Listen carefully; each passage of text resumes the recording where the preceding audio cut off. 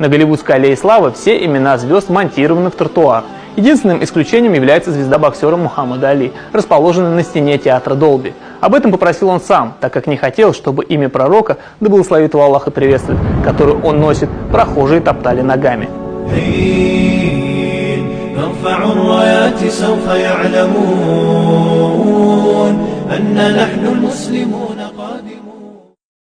Все, в чем я нуждаюсь, это задавать вопрос самому себе: будет ли Бог доволен мной?